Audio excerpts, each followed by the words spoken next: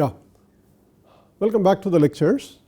The purpose of today's or this lecture is to introduce elementary mathematical functions, a few of them that you will need time and again during this course, either as solutions for the quantum problems that you study or functions which you will need in order to understand the behavior, the mathematical and the spectroscopic outcomes of experiments and so on.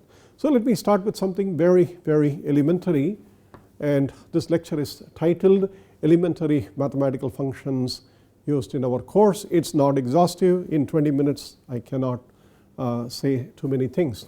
The first function that we will look at are the two sets of functions exponential e to the plus or minus kx. K is a real constant. If k is imaginary or complex, it has its own different set of properties.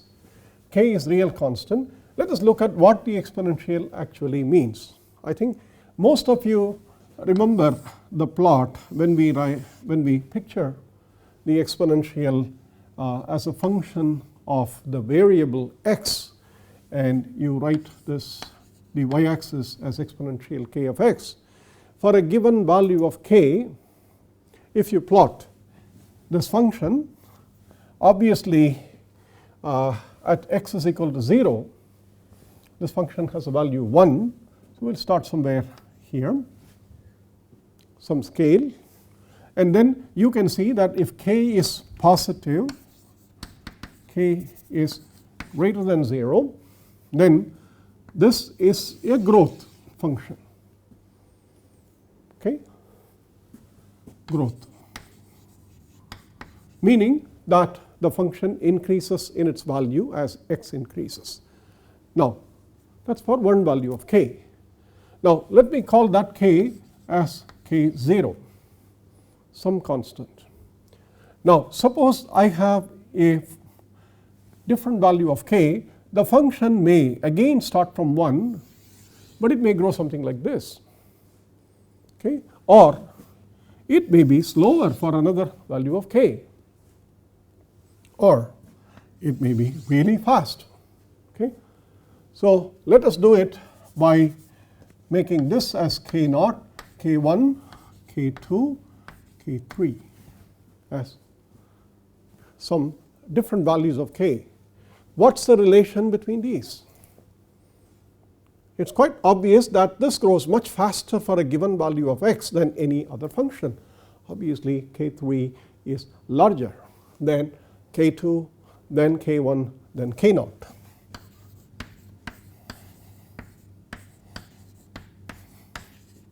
Okay. That is a pictorial representation of the function. That is not the understanding of the function. The understanding of the function is slightly different.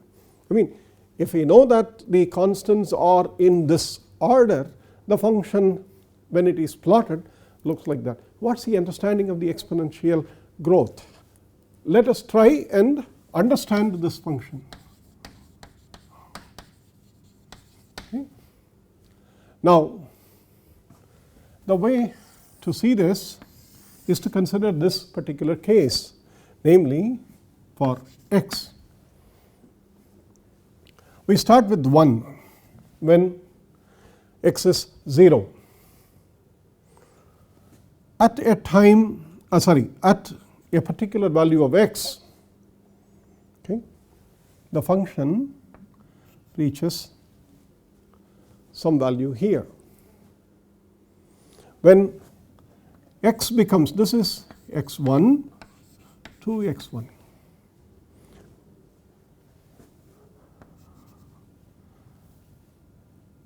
One, 2, 4, 2, 1. At 2x1, so at x1 we have here, and at 2x1 the function has the value 4, for example, some units, and at 3x1 it reaches a value 8. That is, every increment, identical increment, if the value of the function doubles its previous value, such a behavior is an exponential growth. Such a behavior, exponential. There is nothing special about being doubling, being a double or doubling. The function may start with some value in the first interval. Whatever value that it becomes, from 1 it may become 3. But in the next same amount of interval, the function 3 becomes 3 square. In the next interval, 3 square becomes 3 cube. Such growths are called exponential growths. If you do it for 3, quite obviously it's even steeper. Or in this picture itself, if you do it for 3, you are somewhere here, and then 9 you are somewhere here. So the point is, you have here, and then for 2x1 you are here, and you see that the function grows even steeper.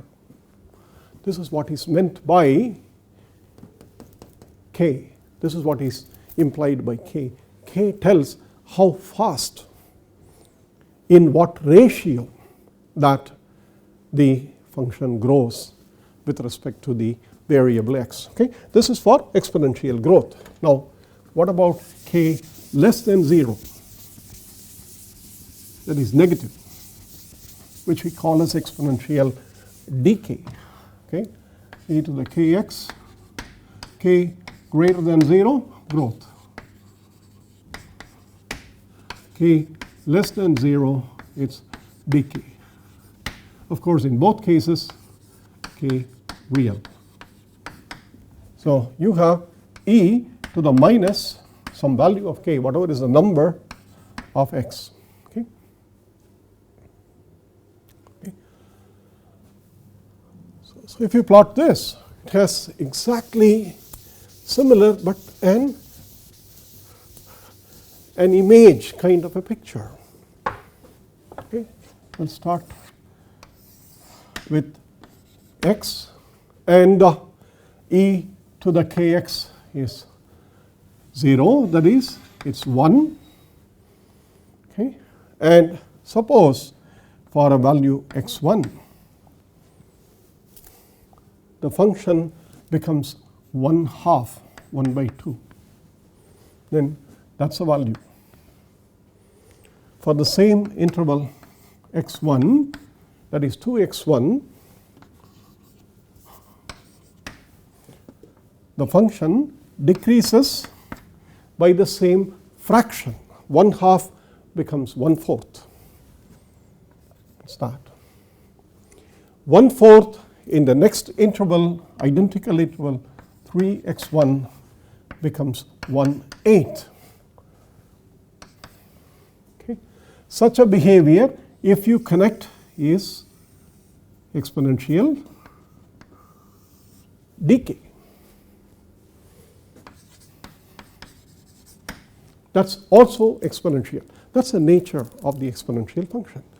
The ratio of the function for any given period, the ratio is the same. That is the ratio of the value before, the value after. If you take that ratio remains for one particular interval ratio. Okay? So here this is what is called the half-life, if you are interested in decay processes, and the number becomes 1/2 at a particular time t1 if you write the function exponential kt, where t is time. If you do that, instead of x you use t, then you have t1 to t1 3t1 and so on. So the exponential is an extremely important function having this specific characteristics. Okay?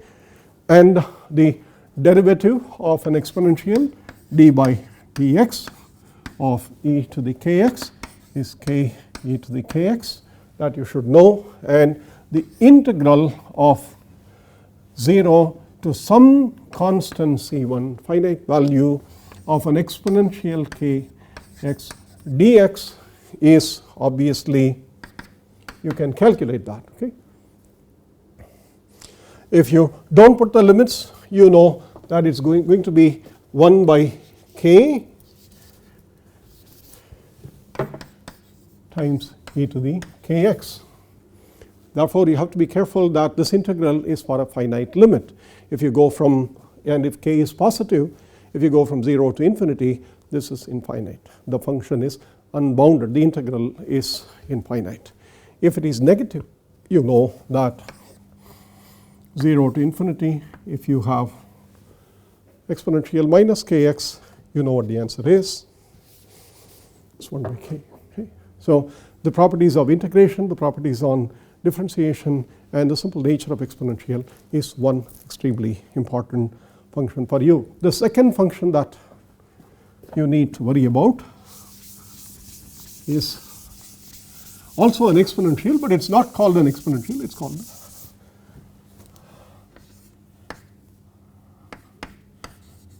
it's called Gaussian. If it is minus, we usually call it a Gaussian function. This is again important in all the quantum and spectroscopy studies that you have. What's the nature of this function? Unlike what you saw here, it's not increasing forever. It's in fact, it's decreasing forever, because if k is real and positive, this whole thing is decreasing as x either increases from 0 to infinity or x decreases from 0 to minus infinity, because the function is dependent on the square of x. This is also known as an even function. Okay? And the shape of this function, when you plot it for x, this is plus infinity and this is minus infinity. If you do that at x is equal to 0, this whole thing is exponential 0, it is 1, and for all other values of x positive and x negative, it is symmetric about to the line, and this is obviously bell shaped. Okay. Even function. Okay. Now again, if e to the minus kx square for one value k1.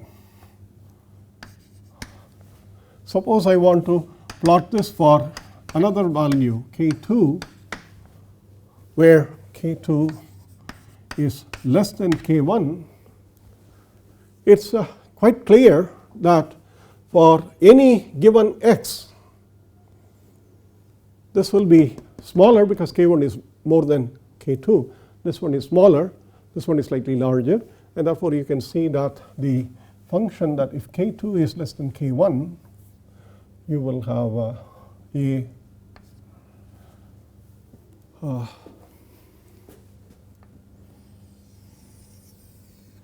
more elaborate, a wider function. This is k2. Okay, k2. If you have k0, sorry, yeah, you have k2 is less than k1, and you have k0 now less than k2 less than k1. If you do that, then the function is even that, k0. Okay. So the smaller the value of the exponent, the wider, the more extended the function is, or the opposite, the larger the value of these k's, the narrower the function is. You go from in the reverse direction. this is another function which is extremely important for your calculations in spectroscopy and quantum mechanics. And again, you must know that the derivative of this function e to the minus kx square is minus 2 kx e to the minus kx square. Okay? And the integral of this function from 0 to infinity e to the minus kx square dx is given by 1 by 2 root pi over k. Okay?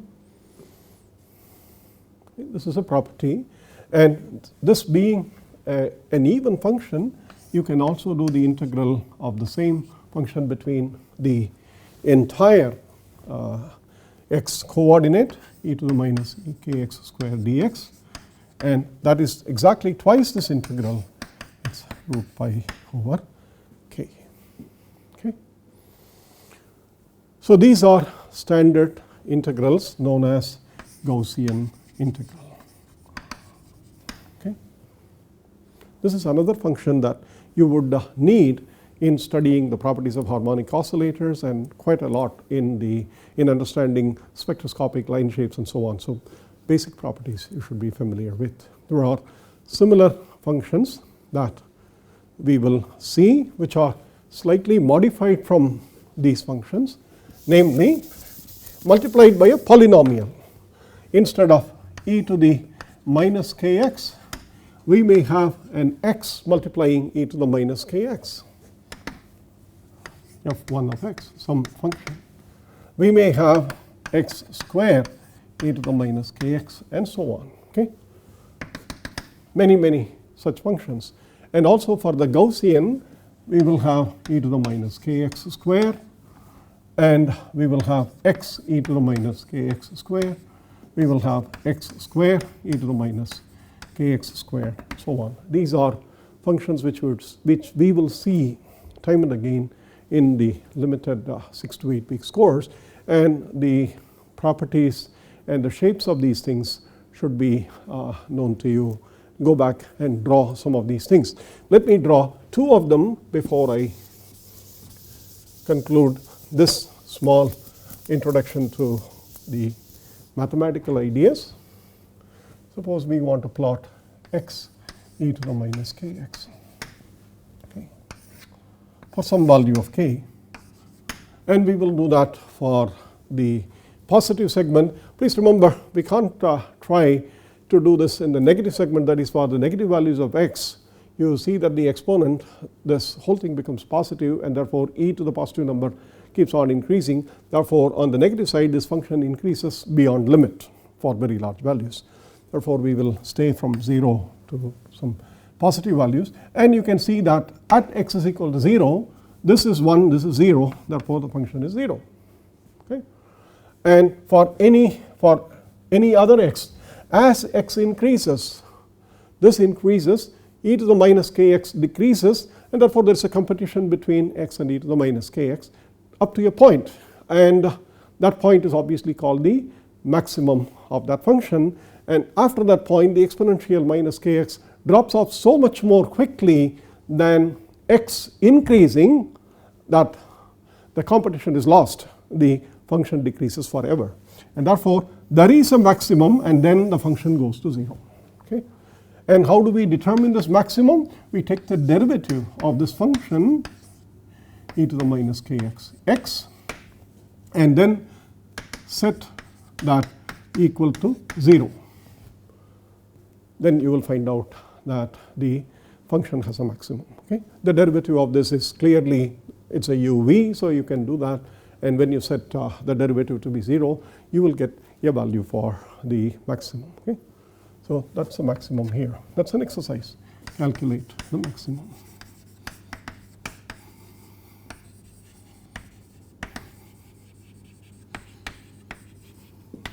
Okay. And similarly, when you go to x square, you would see that x square increases again, and exponential minus kx decreases. Since x square increases for larger values of x much more than x itself, the competition is taken over for a little longer or a little larger value of x, and after that again the exponential wins over. In fact, the exponential wins over for all powers of the polynomials of x. If you go sufficiently far enough on the x, eventually it is the exponential that will kill the whole thing. It's very, very important. Therefore, if you think about x square e to the minus kx, I can only say that it would be